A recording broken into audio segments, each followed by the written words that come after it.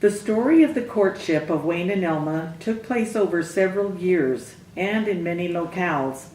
The following presentation presents true facts. The dialogue, however, is purely a fictionalized version of events. The names should have been changed to protect the innocent. Mom and Dad, I'm 21 now, and I've decided to go on a mission. Well, that's something we never thought of. Girls just don't go on missions. Oh, yes, they do. You know that Phoebe Davis went on a mission to the eastern states. She got home, and now she's living in Utah. Oh yes, that's right. But she's the only girl we know of who has served a mission. Well, then, I will be the second girl from St. John's to go on a mission. I've been thinking about this for a long time, and you know how stubborn I can be. When I told you I wouldn't do any milking, and you told me I couldn't drive until I did the milking, I didn't drive. Finally, you needed me to drive, and so you gave in. I will go on a mission. All right, all right. If that's what you want to do, we will support you in every way possible. Elma receives her call to the Central States Mission. Her report date is close to the due date of her mother, who's expecting a baby. Elma wants to postpone her departure. Mom, if I leave when they have called me, I will miss the birth of the baby, and I won't be able to help you. You were the girl who wanted to go on this mission. They have given you a date to report, and it will not be a good beginning to your mission to tell the Lord when it's a good time. The Lord has his timetable, and we should stick to it. I'll be fine, and we'll let you know as soon as the baby is born.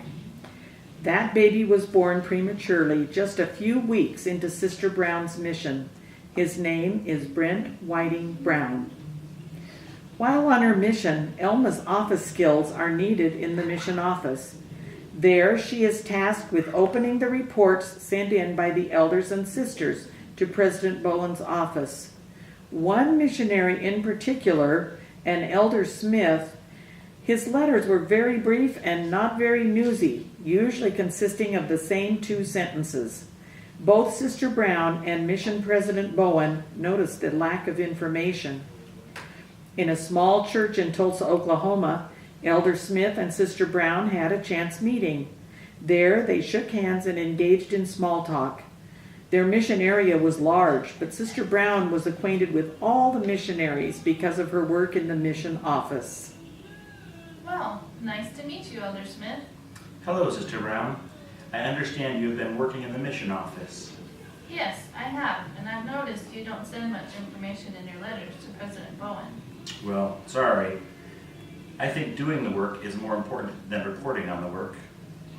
Where are you from? I'm from Idaho. Where are you from? I'm from Arizona. I've heard that it's hot as can be in Arizona. I would never want to live there. Elder Smith is released from his mission, and he and another missionary decide to do a little touring before returning home to Idaho. They travel for a while, but Wayne got the distinct impression that he should cut his travels short and get back to Pocatello. He boarded a train to Salt Lake, and once in Salt Lake, someone told him that they had heard his name on the radio and that he was needed at home. When he arrived in Pocatello, there was someone at the train station to meet him. He was surprised because he had told no one that he was coming. Uncle Fred, Aunt Mary, what are you doing here? We came to meet you. Someone has met every train coming from Salt Lake. We just knew you'd hear the announcement on the radio and get back home.